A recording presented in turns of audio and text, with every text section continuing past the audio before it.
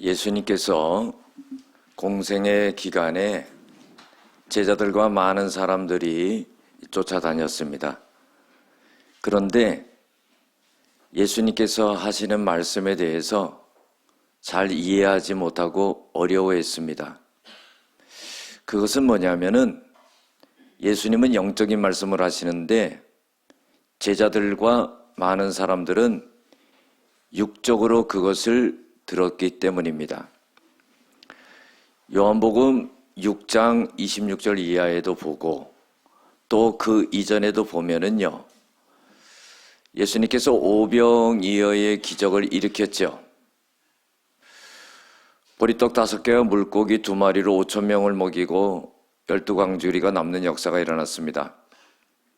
그리고 나서 예수님을 사람들이 쫓아다녔죠.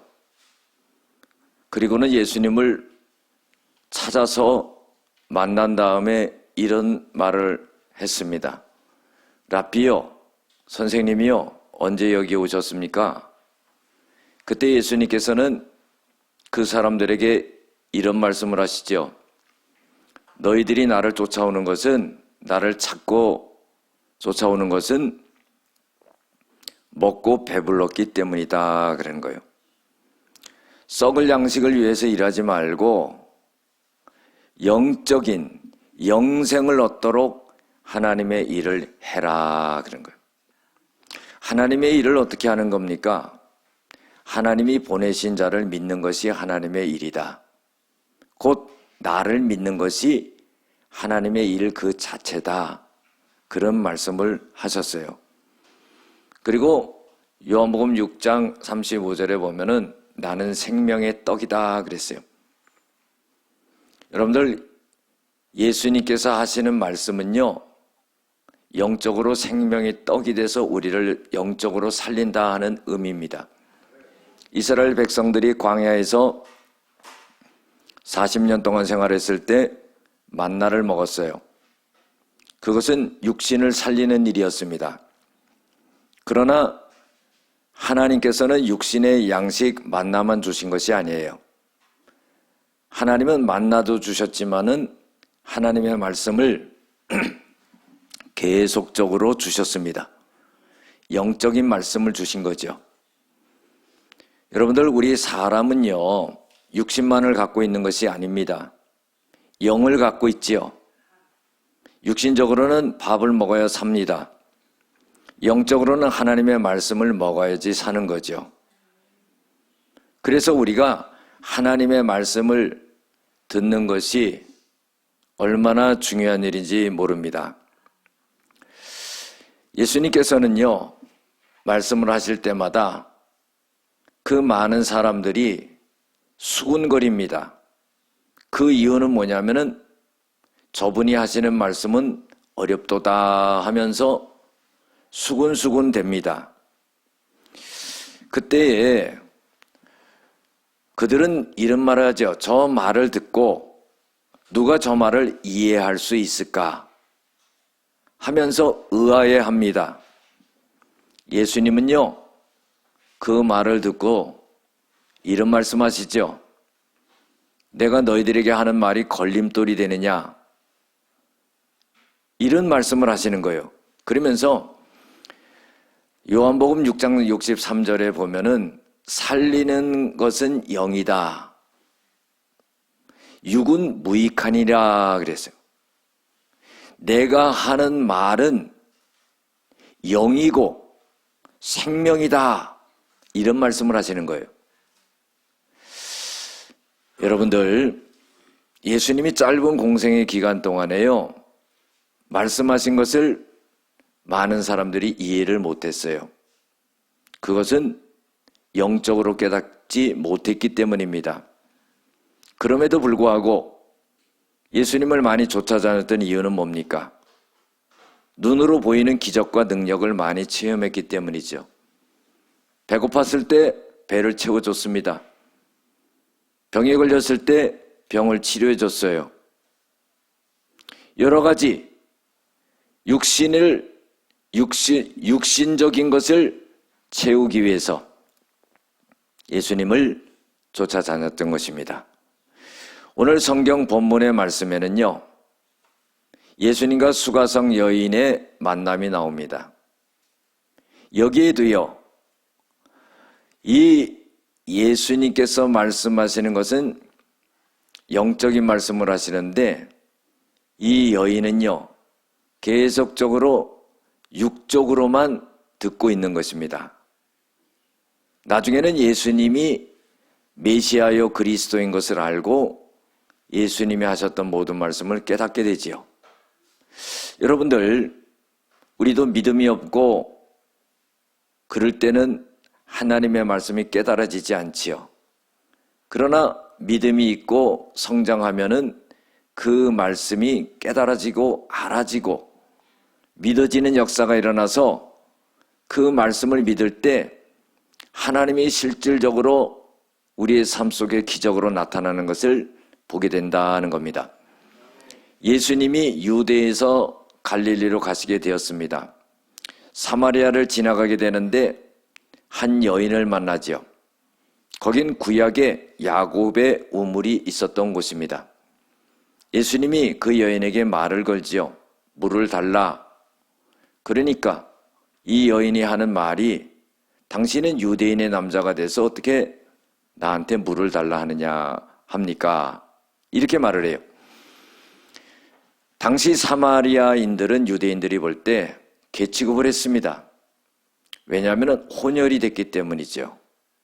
그러면서 나한테 물을 달라고 하지 말아야 될 텐데 어찌 유대인으로서 사마리아 여인인 나에게 물을 달라 합니까? 이 말을 해요. 그때 예수님께서는요, 물을 달라고 해놓고는 또 내가 너에게 생수를 주겠다 이런 말을 해요. 여러분, 참 이상하지요? 예수님이 물을 달라고 하는 것은 뭡니까? 육신의 목을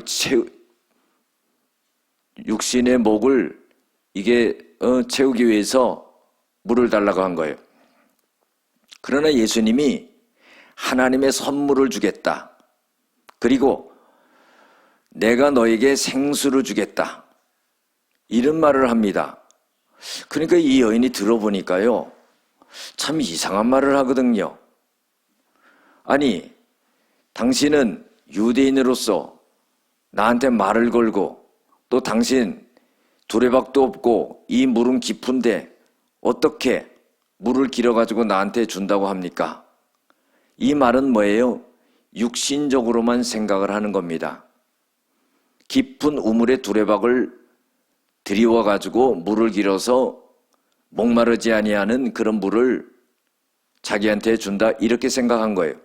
그러나 예수님은요, 영적인 말씀을 하시는 거죠. 예수님은 너에게 생수를 주는데 이것은 하나님의 선물이고 너에게 영생하도록 만들어주는 샘물을 줄 것이다 이런 말을 합니다. 그러니까 이 여인이 그런 물을 나에게 주어서 다시는 여기에 물 길러 오지 않게 해주세요 이런 말을 하지요. 여러분들, 우리가 대화를 할 때요, 뭔가 이렇게 통해야 되잖아요. 동문서답을 하는 경우도 얼마나 많아요. 얘기를 한참 하는데요, 아무것도 통하는 게 없어요. 이 여인과 예수님이 말할 때요, 마치 그와 같습니다. 예수님은 영적인 것을 말씀하시는데 이 여인은요, 육적으로만 생각하니까 이게 뭐가 안 맞는 겁니다. 그래서 예수님께서는 이 여인이 그 물을 달라고 하니까 예수님께서는 이렇게 말씀하시죠. 네 남편을 데리고 와라. 그러니까 이 여인이 하는 말이, 내 남편이 없습니다. 그래, 네가 한 말이 옳도다. 너 5 남편이 있었는데 지금 데리고 사는 사람도 네 남편이 아니다. 그걸 딱 말하니까 깜짝 놀라지요. 그리고는 하는 고백이 뭐냐면은 당신은 선지자입니다. 이런 말을 해요. 자, 예수님께서는요, 영원히 목마르지 않는 생수를 주고 그리고 영생하도록 하는 샘물을 주겠다. 그래서 이 여인이 그것을 요청했을 때 예수님께서는 이것을 주기 위해서 남편 데려오라는 말을 함으로써 이 여인의 죄를 깨닫게 하는 겁니다.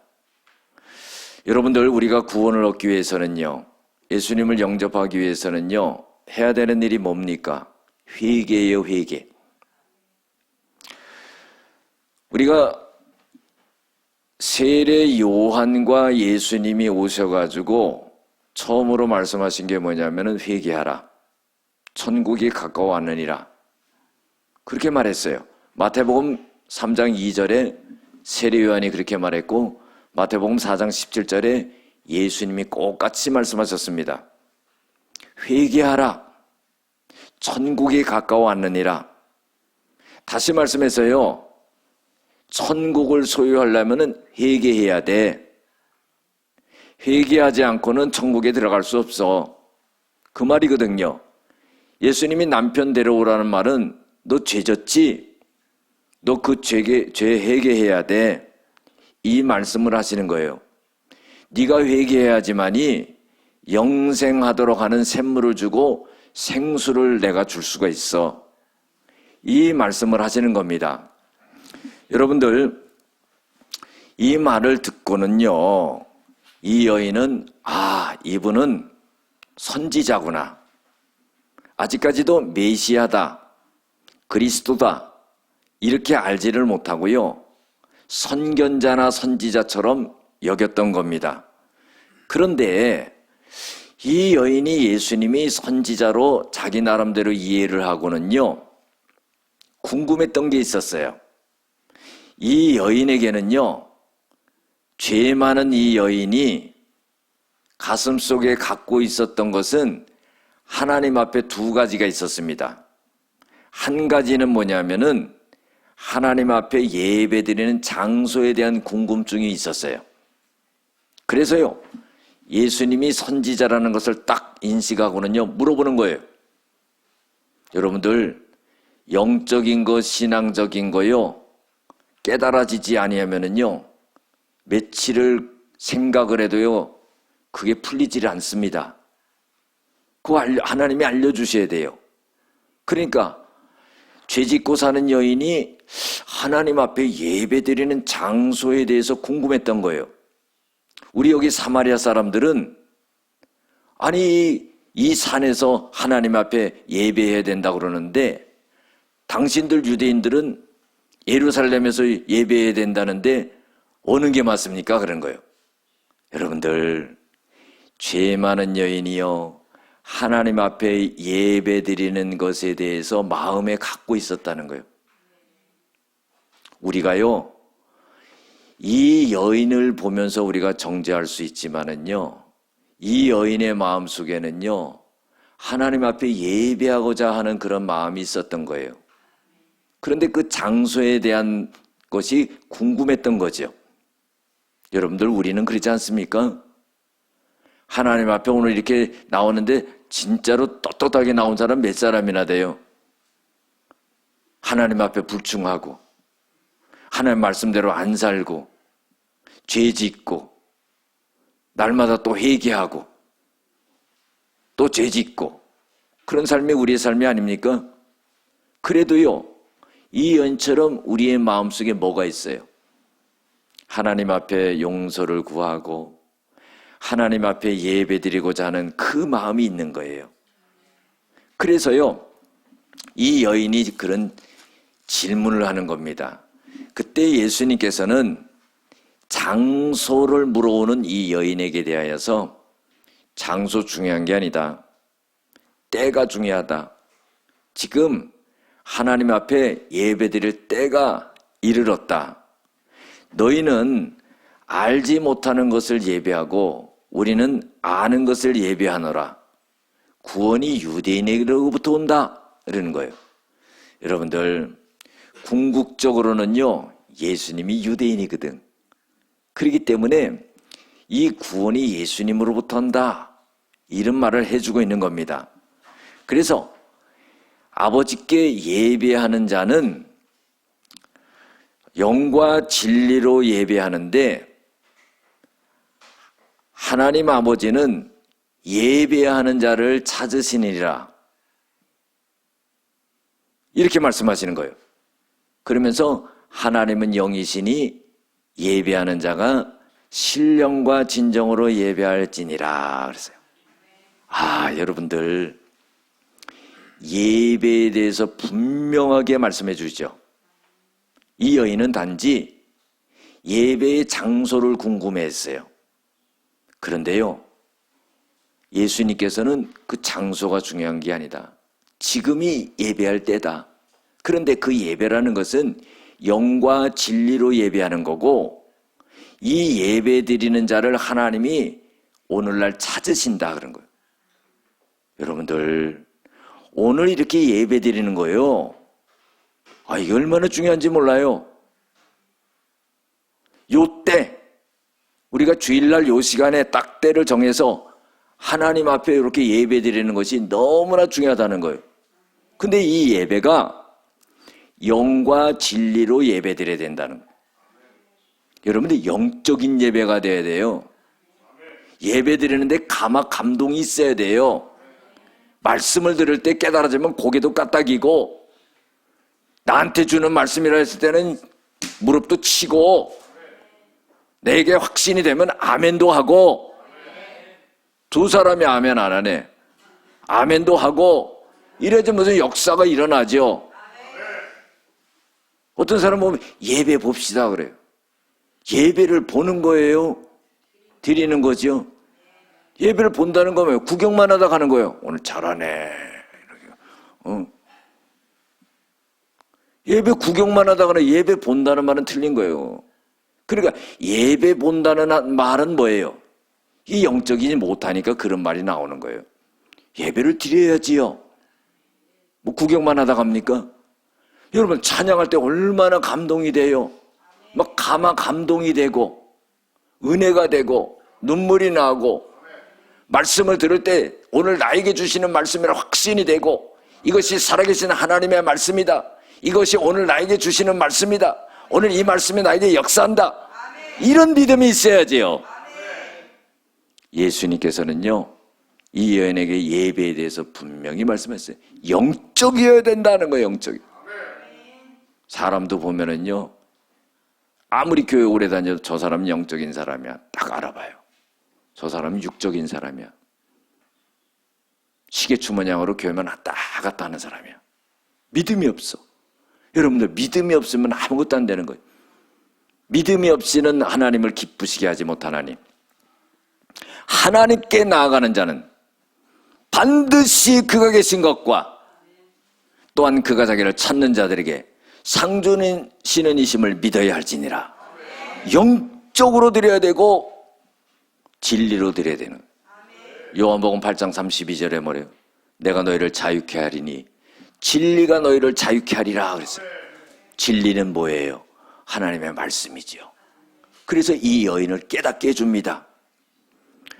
그랬더니 이 여인이요, 아니 예수님이 영적으로 하시는 말씀을 딱 깨달을 수 있겠습니까?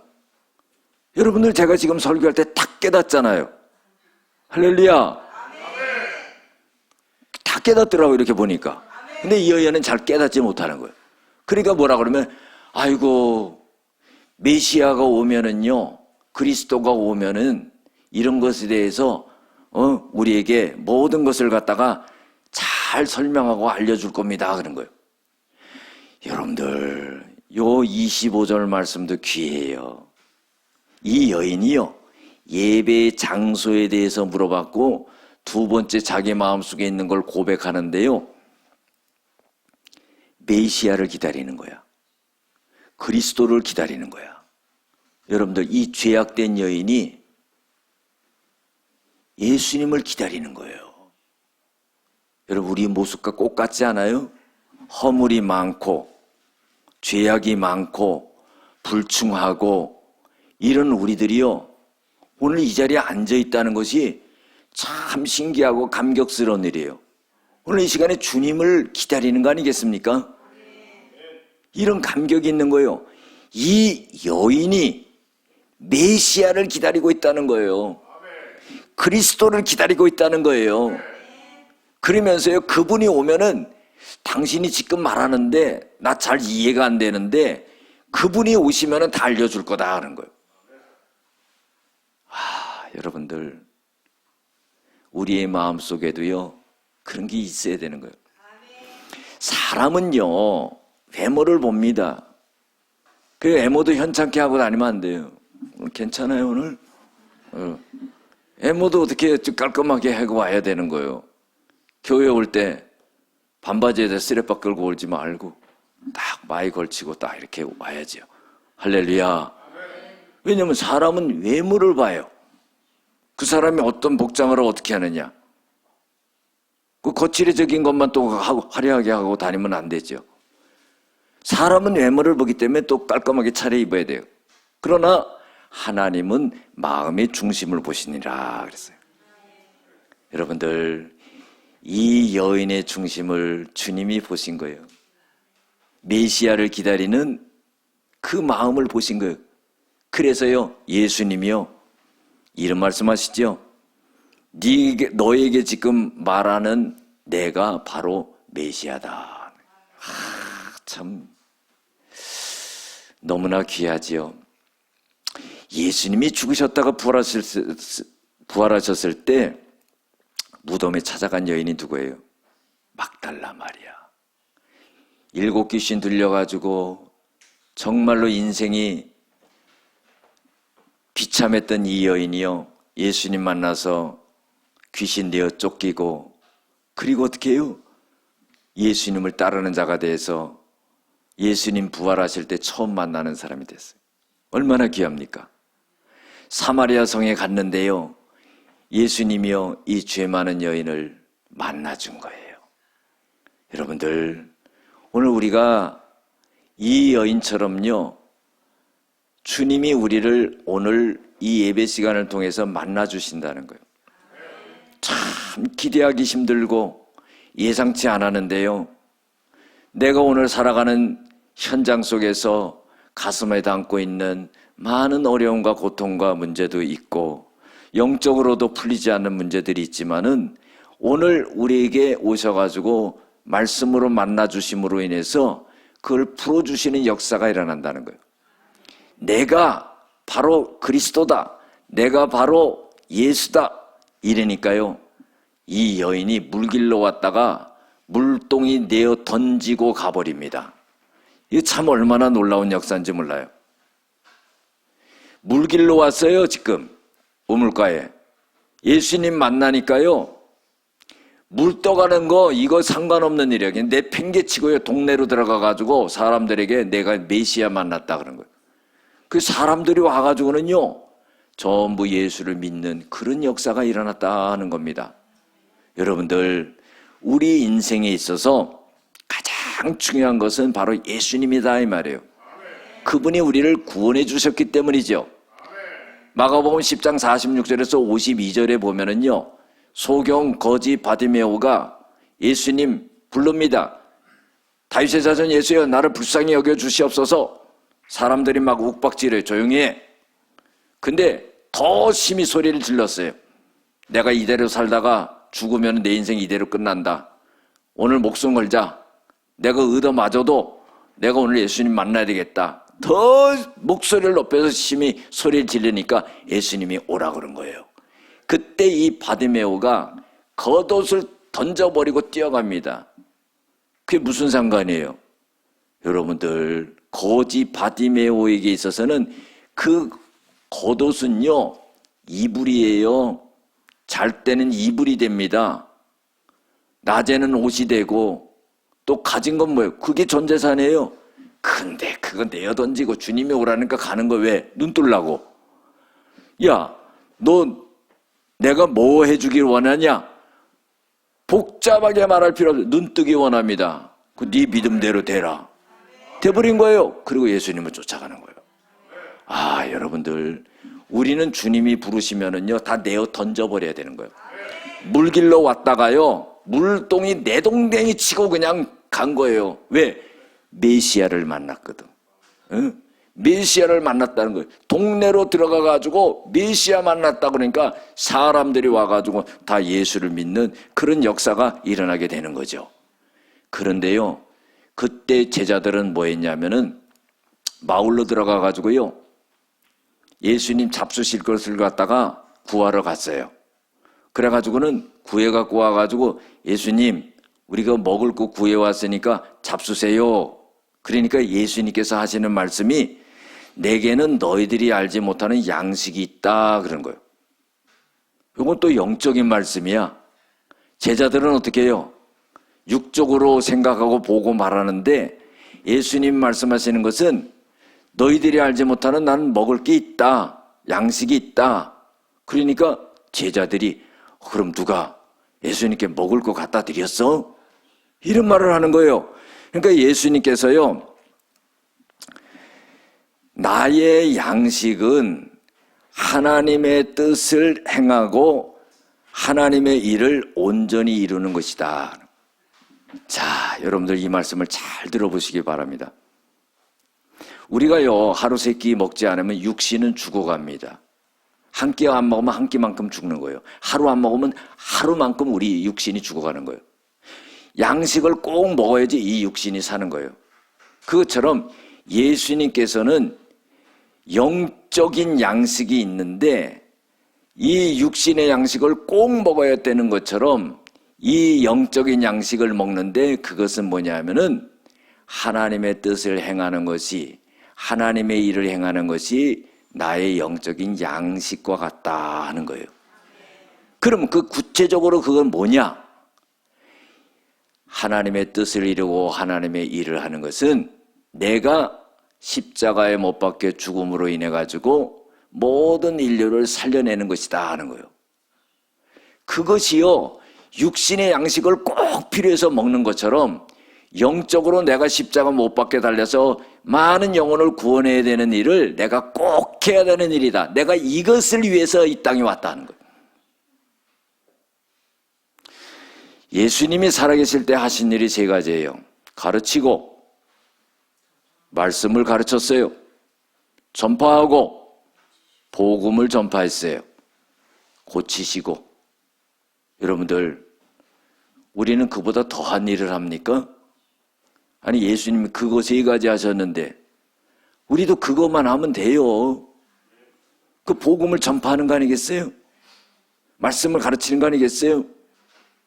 여러분, 그래서 예수님께서는 내가 십자가 못 박혀 죽음으로 인해 가지고 온 인류를 구원하러 왔다 하는 말을, 이 말을 하는 거예요. 그러면서 하시는 말씀이, 봐라, 지금 밭이 휘어져 가지고 추수할 때가 됐다 그런 거예요.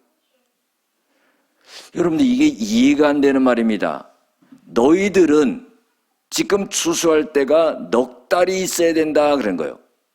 이스라엘로 말하면 4월 달이 추수기거든요. 그러니까 지금 12월 달이라는 거예요. 4개월을 더 지나야지만이 추수를 하게 되는데 아니다, 지금 추수해야 된다 그런 거예요. 이게 영적인 말씀이죠.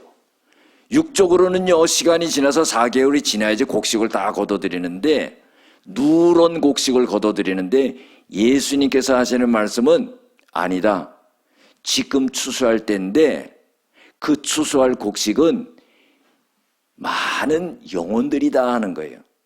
그런데 밭이 휘어져 추수할 때가 됐다 하는 건 뭐냐면, 그들도 마찬가지로 우리나라 민족을 백이민족이라고 그러잖아요. 흰색으로 옷을 입잖아요. 그것처럼 그들도 흰색을 입은 거예요.